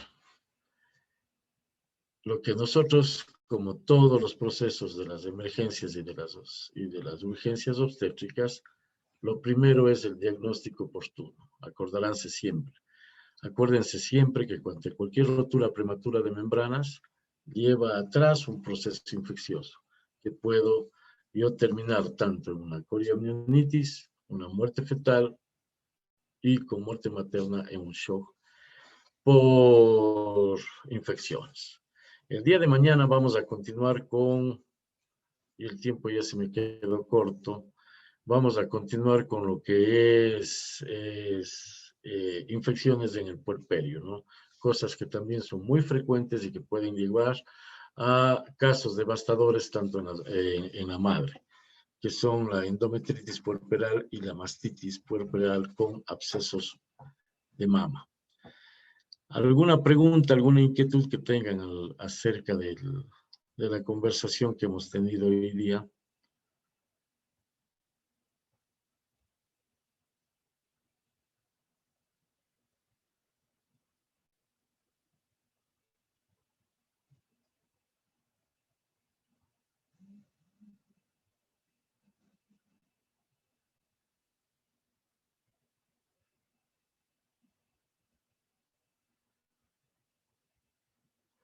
Ninguna pregunta, señoritas, doctoras, doctores.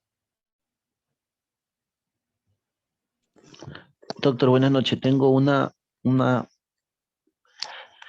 curiosidad, una incógnita. El shock séptico lo diagnostico básicamente con la clínica y solo con la clínica, o habrá algún parámetro de laboratorio para poder también decir que estoy frente o ante un shock séptico. Ya. El shock séptico es, acuérdense de eso, es como memotécnico, ¿no? ¿Qué?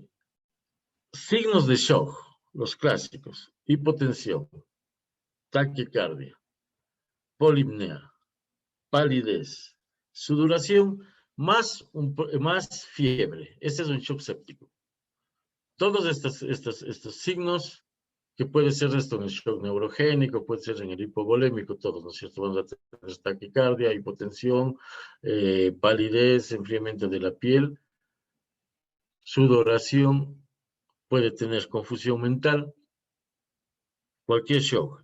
Y si usted le suma a esto la fiebre, tengo un shock séptico. Entonces aquí el signo importante para la determinación de un shock séptico es la fiebre.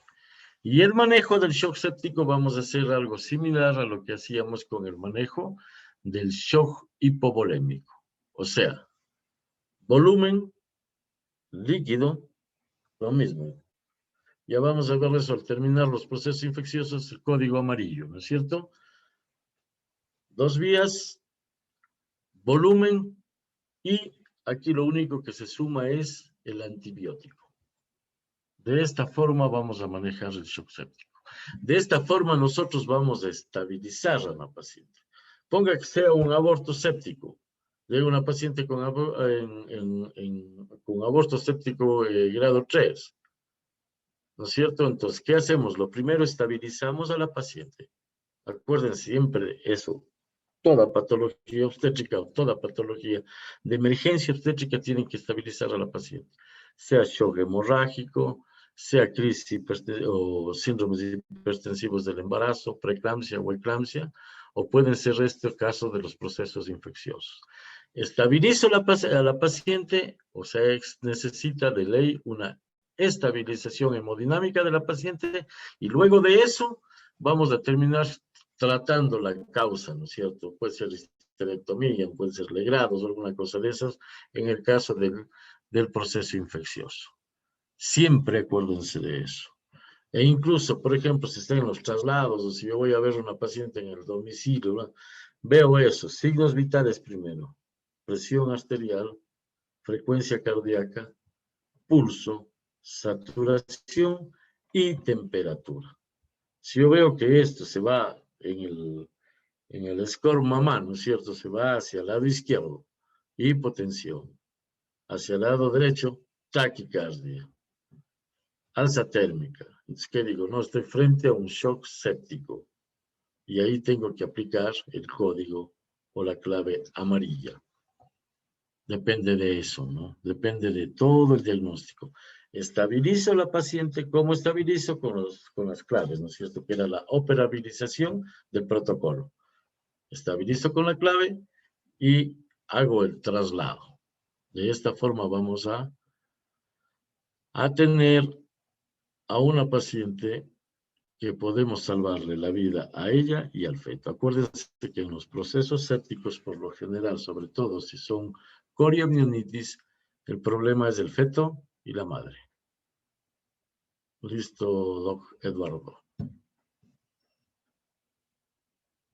Gracias, doctor. Ya. Buenas noches, doctor. Tal vez nos Buenas podría noches, doctora Ruth. indicándonos cuál es el esquema antibiótico recomendado para la corioamnionitis. Para la corioamnionitis, clindamicina y gentamicina. Ya, Eso es y lo que... después da- del parto, ¿es recomendable mantener el antibiótico?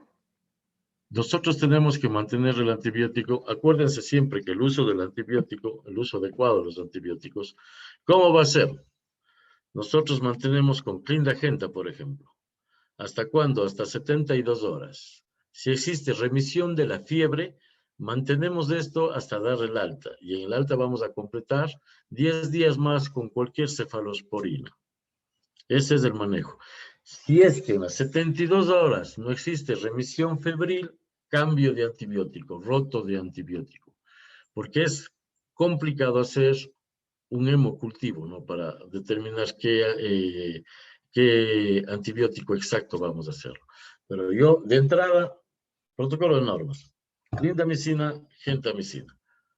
Clindagenta, 160. Acuérdense que la gentamicina se da de 3.5 a 5 miligramos por kilogramo de peso. Lo ideal es dar dosis única, ¿no? Entonces damos una dosis única, QD, y clindamicina damos 900 miligramos cada 8 horas endovenoso. Si es que con estos dos antibióticos en 72 horas sigue la paciente febril, roto de antibiótico. Si es que hubo remisión de la fiebre con esta asociación de antibióticos, ¿qué es lo que vamos a hacer? Mantenemos 4 o 5 días hospitalizadas con este mismo esquema de antibiótico y los 5 días que le mandamos a la casa podemos utilizar cualquier cefalosporina de primera generación, es más que suficiente. Ok, muchas gracias. Ya.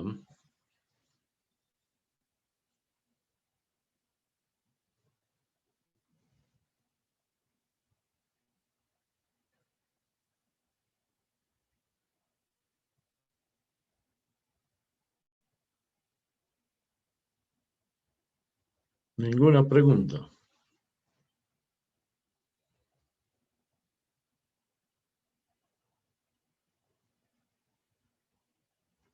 Voy a empezar a preguntar yo entonces.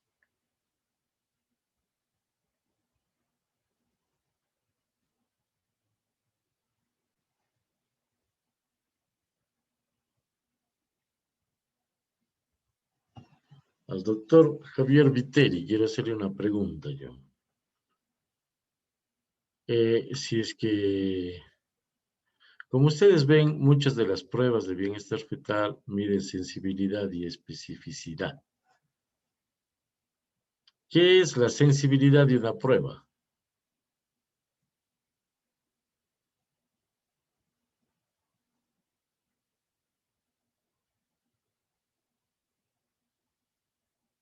Creo que el doc no está. ¿Quién me contesta esto? ¿Qué es sensible y qué es específico?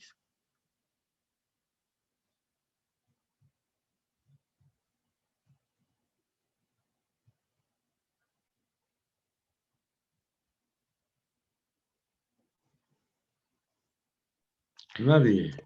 Doctor, buenas noches. Eso se lo hace en el cultivo, por ejemplo. Cuando se manda a hacer un cultivo a una determinada paciente para saber qué tipo de bacteria o agente está siendo recurrente en los tipos de infecciones en embarazadas. Y ahí nos dicen si son específicamente a qué medicamentos. Primero determinar el agente patógeno y a qué medicamento es sensible durante el estudio.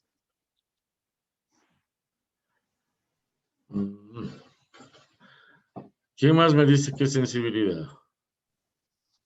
La sensibilidad noches con todo. es la capacidad de una prueba para diagnosticar las personas enfermas en una población de sanos.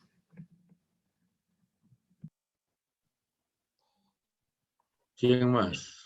O sea, La sensibilidad, lo que hace la sensibilidad es, ejemplo, es como que descarta lo realmente positivo de lo realmente negativo, pero la sensibilidad lo que dice es que no tiene la enfermedad, es como que descarta. La sensibilidad es la capacidad de una prueba para decir si un paciente sale positivo, qué porcentaje de, o sea, cuál es el porcentaje de que ese paciente realmente sea positivo. Mientras la especificidad de una prueba nos dice que si un paciente salió negativo, ¿cuál es la probabilidad de que ese paciente realmente sea negativo?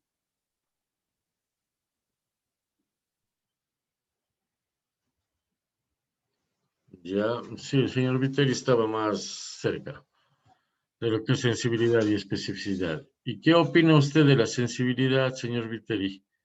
De la sensibilidad del perfil biofísico.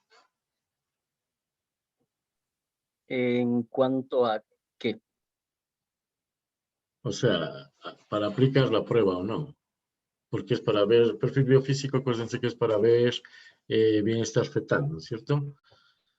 Porque es una prueba económica no muy compleja de hacerla y tiene una sensibilidad para procesos infecciosos del 96%.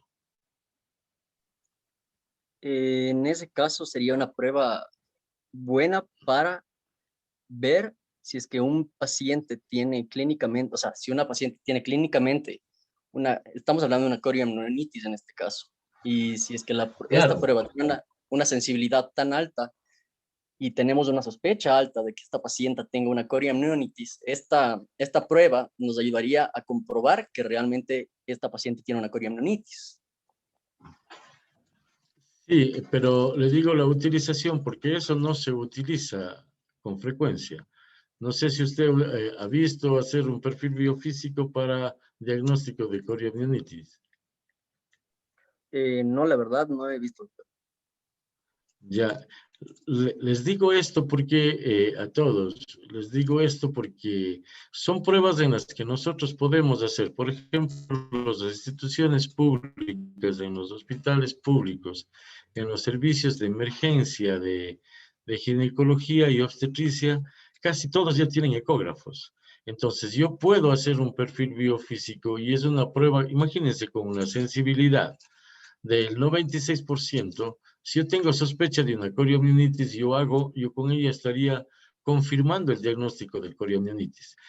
Esto es muy importante, es algo y hasta lógico, y con eso yo puedo hacer diagnóstico y mejorar el pronóstico tanto del feto como de la madre.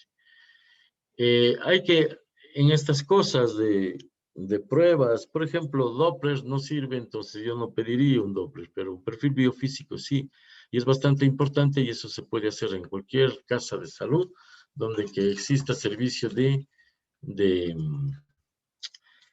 servicio de imágenes, ¿no? O servicios de emergencias obstétricas. Porque esperar hasta que nos tengamos una coriamnionitis clínica que tenga con los signos de Gibbs, ya es que el feto está expuesto a un proceso infeccioso durante el tiempo que pasó. Como ustedes ven, 6 horas, yo tengo desde el diagnóstico, 6 horas para poder sacar al bebé. Entonces, como toda urgencia, como toda emergencia, acuérdense que esto es muy importante, el tiempo entre el diagnóstico y el tratamiento adecuado. Ahí vamos a mejorar los pronósticos. ¿Algún otro comentario o alguna pregunta más?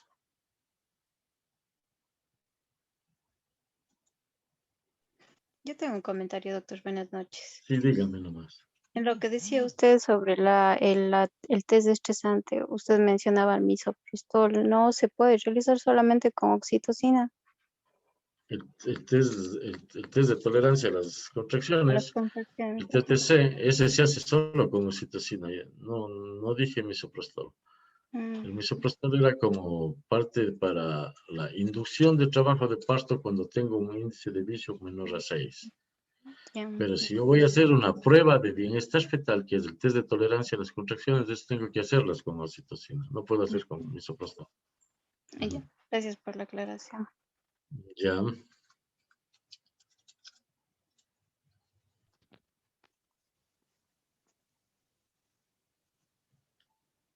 Doc, buenas noches.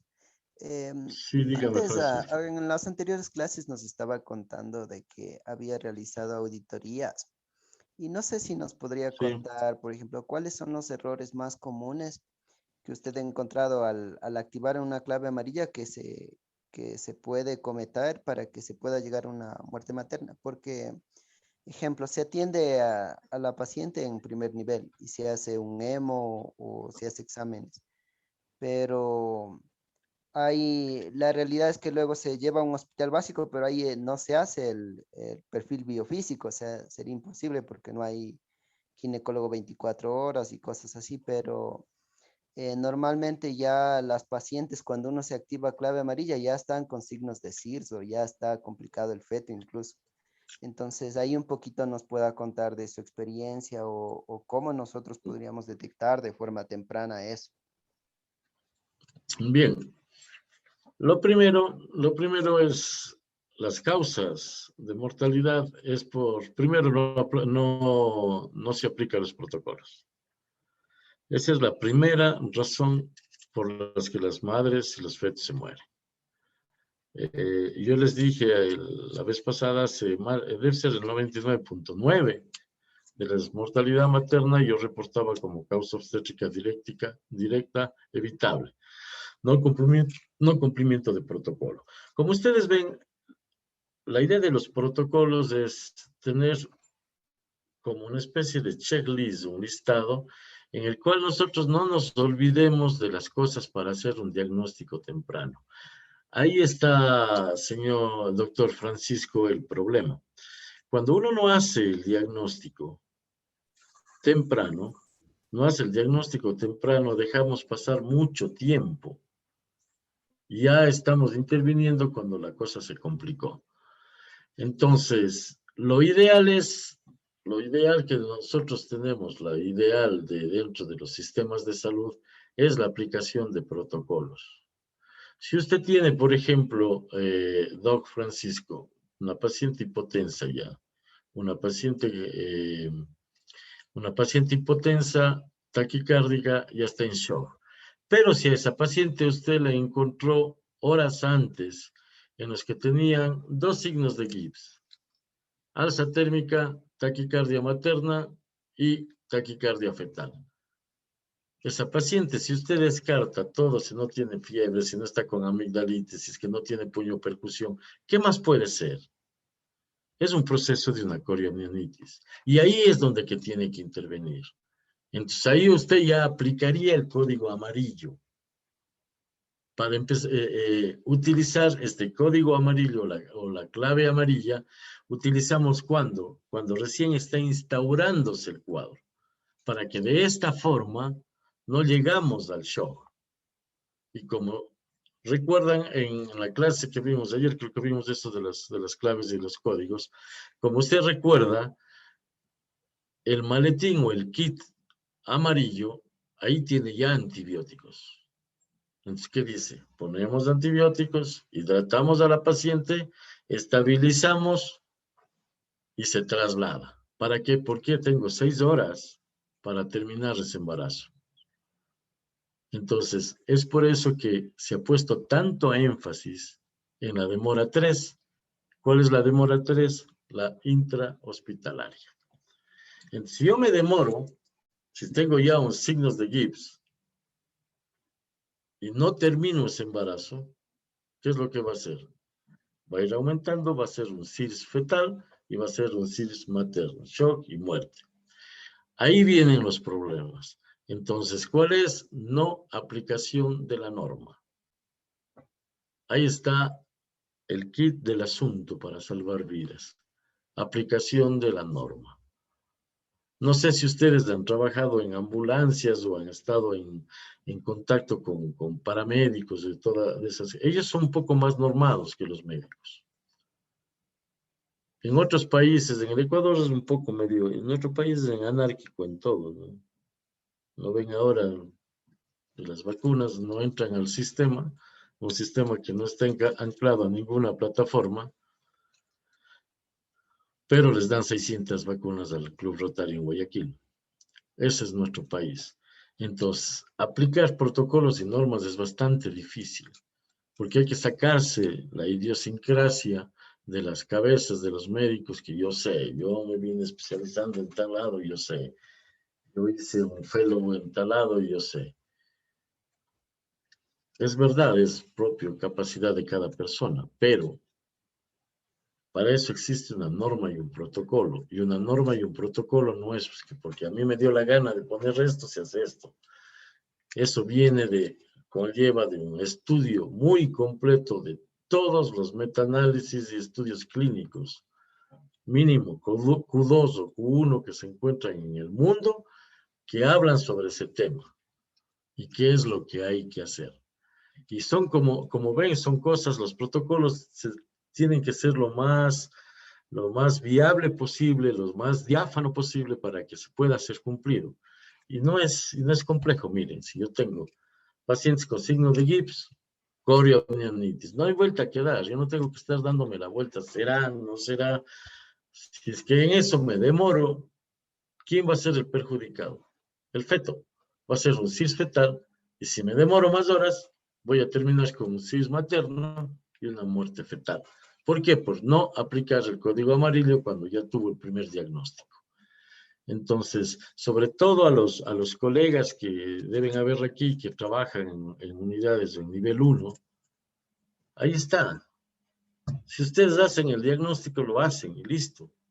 Y si aplica el código, no hay vuelta que dar. Imagínense, ¿qué perdería si en el supuesto no consentido que no fue una corioamnionitis, pero ustedes en nivel 1 aplicaron el código amarillo? ¿Qué le hicieron a la paciente? Solamente poner 2 vías, poner oxígeno y darle una dosis de antibiótico. Si es que no ha sido corioamnionitis, no va a pasar absolutamente nada. Pero es muy probable que si ustedes vieron, de acuerdo al protocolo de normas, signos de Gibbs, 2 de los signos de Gibbs, aplicado en el código amarillo, les van a favorecer a esa paciente en el 90% con su actitud. Los que están trabajando en nivel 1. Y los que trabajan en nivel 2 o nivel 3, esa paciente ya viene con diagnóstico hecho en nivel 1. ¿Y por qué? Porque se apegó al protocolo y se apegó a la norma. Va a seguir nada más. Ah, no, si es una corioamnionitis, vamos a sacar a la guagua. Entonces, eso es importantísimo. Les decía, si tienen un síndrome hipertensivo, por ejemplo, código azul, si le ponen sulfato de magnesio a una paciente, no pasa nada. Pero que están evitando que convulsione, porque si no le ponen, la paciente puede convulsionar y morirse. Esa es la diferencia de la aplicación de protocolos. Ahora, cuando uno se hace un protocolo o interviene en un protocolo, ahí sí tiene que entrar toda la discusión y ahí sí tiene que saber que yo vine haciendo la especialidad en tal lado y ahí se hace así. ¿Por qué? Pero con base a conocimiento científico y clínico. No es así nomás. Entonces, esa es la ventaja de la utilización de los protocolos y normas. Esa es la gran ventaja. Eso le digo, por ejemplo, si usted dice es una corioamnionitis, le puso 2 vías, le pasó líquidos, le puso la primera dosis de antibióticos, clindigente, una dosis, una regenta y le mandó. Paciente estable, no está hipotensa ni nada. ¿En qué le perjudica a esa mujer? En el caso de que no sería una corioamnionitis. En nada. Allá verán, ya en el hospital, verán, no ha sido nada, ya listo, está bien, le hicieron un perfil biofísico en el hospital, no salió nada, exámenes de sangre, pueden hacer una amniocentesis, ya no hay nada, no hay ni subclínica, le darán de alta a la paciente y no pasó nada. Pero si realmente es una corioamnionitis, que es por la que ustedes aplicaron el código amarillo, a la paciente le van a salvar a la paciente y le van a salvar al feto. Esa es la única forma de reducción de las tasas de mortalidad materna. En todo el mundo hacen eso. En todo el mundo. El mejor país, Noruega. 1 por cada 100.000 nacidos vivos. Y ellos tienen exactamente así. Y se manejan las normas y protocolos así. Porque si no mueren. E incluso con eso ustedes tienen hasta la posibilidad de librarse de un proceso legal. No, yo apliqué el protocolo y si ya se murió la paciente y yo apliqué el protocolo, está bien, pues ya no fue mi culpa.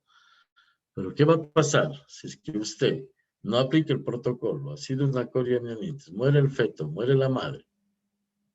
Viene la demanda y cualquier abogado, por más malo que sea, aquí está el protocolo de normas. Protocolo de normas del Ministerio de Salud. ¿Por qué no aplico esto? Eso es negligencia. Cuando existe un protocolo y no se aplica, es negligencia. Entonces, hasta para la cuestión legal, uno tiene que estar apegado a las normas. No es complejo. Cuando conversamos con los auspiciantes de este taller, me dijo eso, porque ellos tienen entrevistas con el CES, con el CENESID y el Ministerio de Salud. ¿Y cuál es la idea? La capacitación para esto, para la aplicación de los protocolos y normas del Ministerio. Y si ustedes ven, el protocolo de normas nuestro es muy similar al de Chile, es muy similar al de España, es muy similar al de Colombia, es muy similar al de Perú, que están bastante, en Perú, por ejemplo, son muy apegados a los protocolos y manejan bastante bien. Obviamente tienen una tasa de mortalidad materna menor a la nuestra. Costa Rica, por ejemplo, es uno de los países que más ha mejorado en la mortalidad materna. Son protocolos similares, no son cosas diferentes. En el video ese de YouTube que encontré el día de ayer, que estaba viendo un poco sobre el código rojo, casi es exactamente igual que lo que hacemos nosotros. Lo único que faltaba ahí es el test de coagulación junto a la cama, que eso tampoco es creación ecuatoriana, eso es parte del Ministerio de Salud Pública. Pero le faltaba solo eso, y de ahí hacían exactamente igual a todo. Acuérdense, hacerse líder, no perder la calma, pensar de una manera lógica, cada uno. Yo les dije más, les pasé ese video más para que vean la funcionabilidad y la organización de un equipo. Pero como ustedes vieron en el video, es exacto a nuestros protocolos. Entonces, son la misma. Entonces, por eso no es complejo manejo de un protocolo. Pero es necesario y salva vidas. Eso es lo importante. Y acuérdense que en obstetricia es muy complejo porque no es un paciente enfermo. En obstetricia llegó la señora a tener su bebé, entra como emocionadas, felices, el esposo tomando fotos, filmando, y pasa una de estas urgencias obstétricas que puede pasar, y se muere. Entonces ahí viene el conflicto. No es igual que, por ejemplo, un neurocirujano que llega al accidente de tránsito, ya llega en coma y entra a operar. Si el neurocirujano dice, bueno, voy a hacer todo lo que esté a mi alcance posible, pero hay altísimas probabilidades que muera o quede en coma. Si muere, no pasa nada y entra humano, pero en obstetricia no es así. Acuérdense que el crecimiento de una familia, incluso dentro de todas las culturas a nivel del mundo, ha sido un acto de alegría, de felicidad, ¿no es cierto? Incluso antes pensaba, mientras más hijos, más colaboraban con el ambiente familiar, en trabajo y cosas de esas. Eso es lo grave de la obstetricia. Pero para eso están los protocolos. Eso tienen que llevarse. Y es como lo que conversábamos con los que están auspiciando el test. Hay un pedido del Ministerio de Salud que por favor expliquen estos manejos. Esto es lo que van a hacer.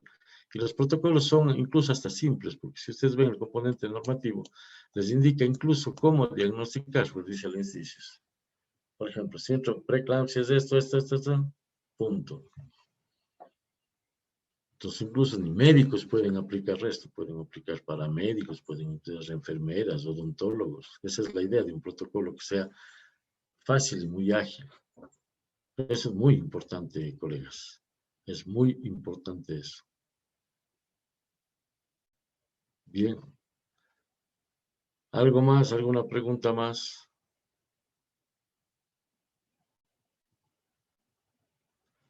Bien, si no hay nada más, les agradezco la atención y nos vemos el día de mañana. Hasta mañana, ¿no?